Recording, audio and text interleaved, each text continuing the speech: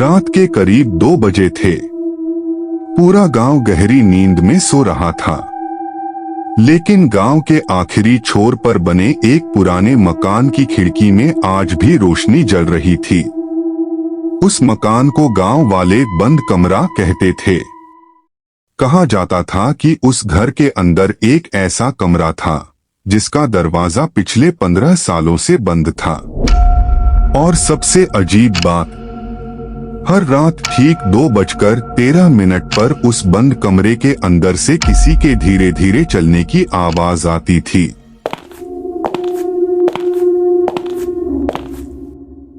गांव के लोग उस घर के पास जाने से भी डरते थे। लेकिन उस रात शहर से आया आरव उस घर के सामने खड़ा था। उसके हाथ में एक पुरानी चाबी थी। आरव ने गांव वालों से कहा था, मैं इस घर का सच जानकर रहूंगा। लेकिन उसे नहीं पता था कि इस घर का सच जानने की कीमत शायद उसकी पूरी जिंदगी हो सकती है। आरव ने धीरे से जंग लगा दरवाजा खोला। आर।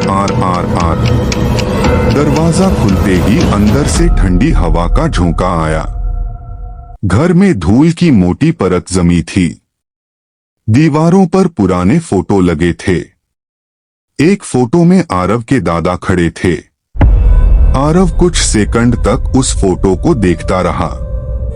फिर उसकी नजर फोटो के पीछे खड़े एक छोटे बच्चे पर पड़ी।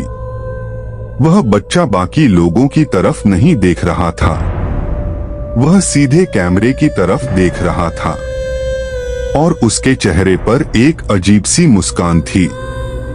आरव ने फोटो को पास से देखा। फोटो के नीचे एक तारीख लिखी थी, 13 अगस्त 2011। आरव अचानक रुक गया, क्योंकि यही वह तारीख थी जब उसके दादा की मौत हुई थी। रात बढ़ती जा रही थी। आरव ने घर का एक कमरा साफ किया और वहीं रुकने का फैसला किया। उसने मोबाइल टेबल पर रखा। घड़ी में समय था रात के 2:12। अचानक घर में लगी सारी लाइटें बंद हो गईं। आरव उठकर खड़ा हो गया। कुछ सेकंड तक बिल्कुल शांति रही। फिर ठक, आरव ने दरवाजे की तरफ देखा। ठक ठक, आवाज ऊपर वाले कमरे से आ रही थी। आरव धीरे धीरे सीढ़ियों की तरफ बढ़ा। उसने मोबाइल की टॉर्च ऑन की। सीढ़ियों के ऊपर एक लंबा गलियारा था। गलियारे के आखिरी हिस्से में एक काला दरवाजा था, वही बंद कमरा।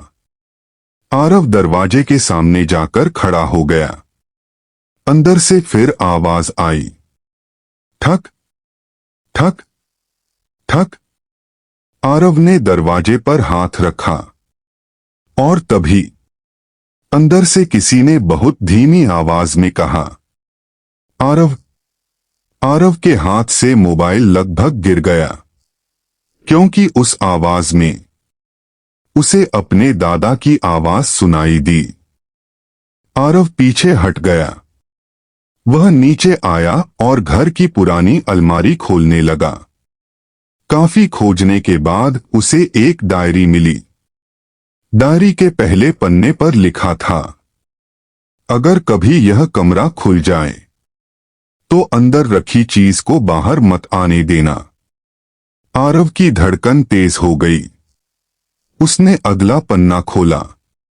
उसमें लिखा था, इस घर में जो दिखाई देता है वह हमेशा सच नहीं होता।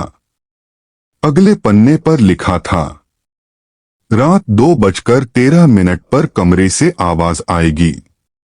आरव की नजर घड़ी पर गई। समय था रात के 2:13। उसी पल ऊपर से फिर आवाज आई, ठक ठक ठक। लेकिन इस बार आवाज दरवाजे के अंदर से नहीं, बल्कि उसके ठीक पीछे से आई। आरव धीरे धीरे पलटा। वहां कोई नहीं था। आरव ने अपनी टॉर्च चारों तरफ घुमाई। तभी उसकी नजर सीढ़ियों के नीचे पड़ी। वहां वही बच्चा खड़ा था जो उसे पुराने फोटो में दिखाई दिया था। आरव ने आंखें झपकाईं। बच्चा गायब हो चुका था। आरव घबराकर पीछे हट गया। तभी उसके मोबाइल पर एक फोटो आई, एक अननोन नंबर से। आरव ने फोटो खोली।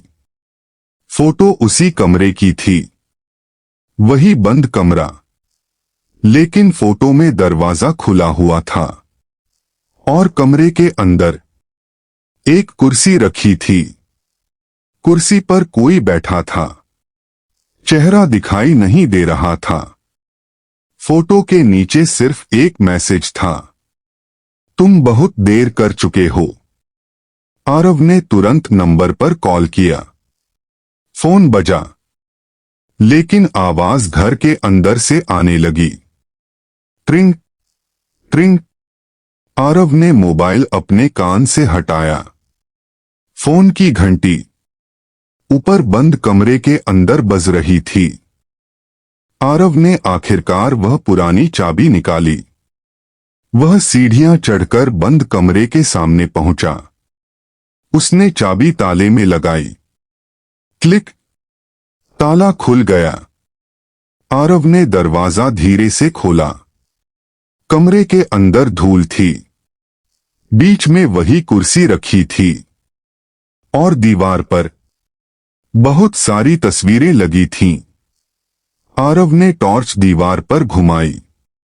हर तस्वीर में वही घर था, लेकिन तस्वीरें अलग अलग सालों की थीं और हर तस्वीर में एक ही बच्चा दिखाई दे रहा था। आरव ने आखिरी तस्वीर उठाई।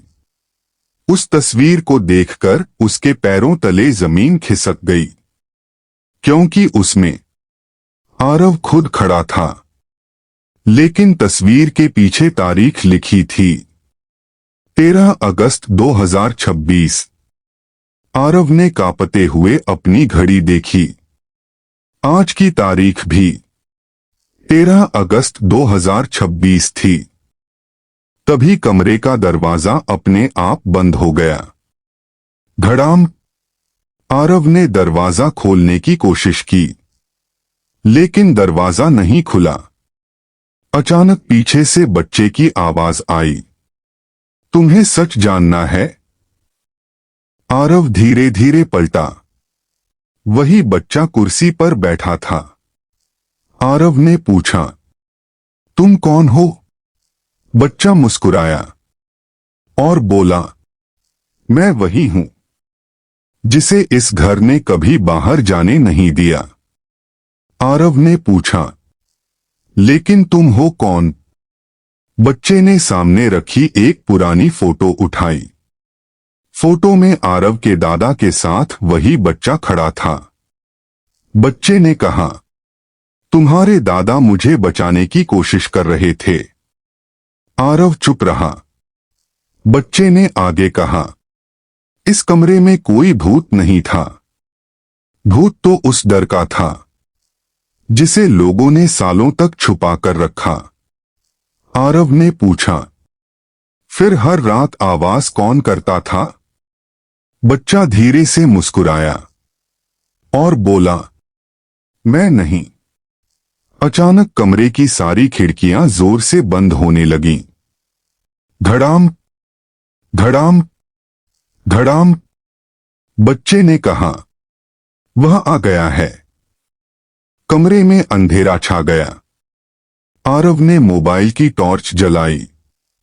कमरा खाली था। बच्चा गायब था, लेकिन दीवार पर लगी सारी तस्वीरें अब बदल चुकी थीं। हर तस्वीर में आरव दिखाई दे रहा था। एक तस्वीर में वह दरवाजे के सामने खड़ा था, दूसरी में वह सीढ़ियों पर था, तीसरी में वह कमरे के अंदर था और आखिरी तस्वीर में आरव एक कुर्सी पर बैठा था। आरव ने पीछे देखा। वही कुर्सी उसके ठीक पीछे थी। अचानक उसके कान के पास किसी ने फुसफुसाया, अब तुम्हारी बारी है। आरव ने तुरंत पीछे मुड़कर देखा, लेकिन वहां कोई नहीं था। फिर उसकी नजर कमरे के फर्श पर पड़ी। वहां एक पुरानी डायरी पड़ी थी। आरव ने उसे उठाया।